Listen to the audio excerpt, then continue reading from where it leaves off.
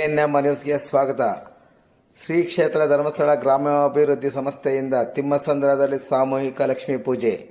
ಚಿಂತಾಮಣಿ ನಗರದ ತಿಮ್ಮಸಂದ್ರ ವಾರ್ಡಿನಲ್ಲಿರುವ ಬಿವಿಎಂ ಕಲ್ಯಾಣ ಮಂಟಪದಲ್ಲಿ ಶ್ರೀ ಕ್ಷೇತ್ರ ಧರ್ಮಸ್ಥಳ ಗ್ರಾಮಾಭಿವೃದ್ಧಿ ಸಂಸ್ಥೆ, ತಿಮ್ಮಸಂದ್ರ ಪ್ರಗತಿ ಬಂಧು ಸಹಾಯ ಸಂಘಗಳ ಒಕ್ಕೂಟ, ಅಂಬಾಜಿದುರ್ಗ ವಲಯದಿಂದ ಸಾಮೂಹಿಕ ಲಕ್ಷ್ಮೀ ಪೂಜೆಯನ್ನು ಹಮ್ಮಿಕೊಳ್ಳಲಾಗಿತ್ತು.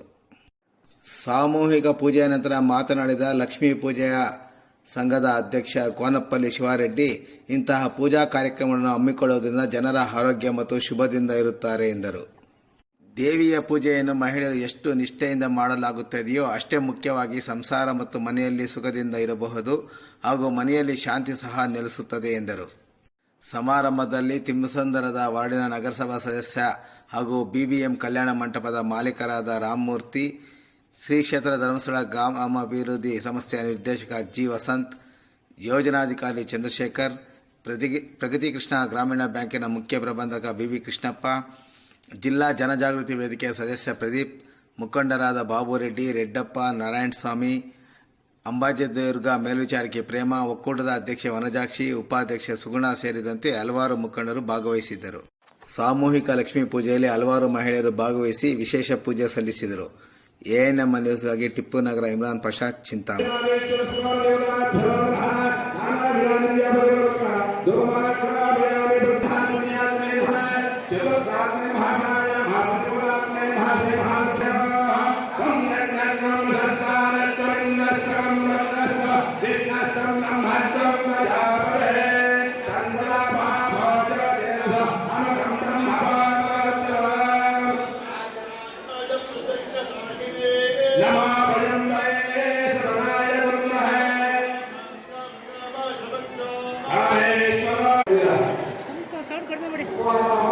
ಧರ್ಮಸ್ಥಳದ ಸಂಘದ ಒಂದು ಸ್ಥಾಪನೆ, ಆವಾಗ ಏನೂ ಇಲ್ಲ, ಒಂದು ಸಂಘ ಮಾಡಬೇಕಾಗಿತ್ತು, ಬಹಳ ಕಷ್ಟವಾಗಿತ್ತು. ಯಾರಪ್ಪ ಹುಡುಗರು, ಯಾರಪ್ಪ ಇದ್ದಾರೆ ಅಂತ ನಮ್ಮ ಹೇಮಾವತಿ ಮೇಡಮ್ ಅವರು ಪ್ರತಿಯೊಂದು ಗ್ರಾಮಕ್ಕೂ ರಾತ್ರಿ ಹಗಲು ಕುಂದು ಸಂಘಗಳನ್ನ ಸ್ಥಾಪನೆ ಮಾಡಿದ್ದಾರೆ.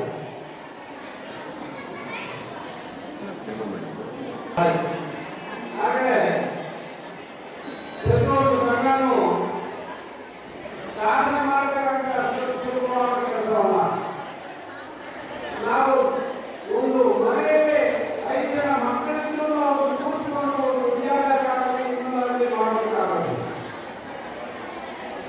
ಆ ಥರ ಇರುವಾಗ ನಮ್ಮ ಚಂದ್ರಶೇಖರ್ ಸರ್ ಇವರು ಇಬ್ಬರೂ ಸೇರಿ ಬಹಳ ಕಷ್ಟಪಟ್ಟಿದ್ದಾರೆ.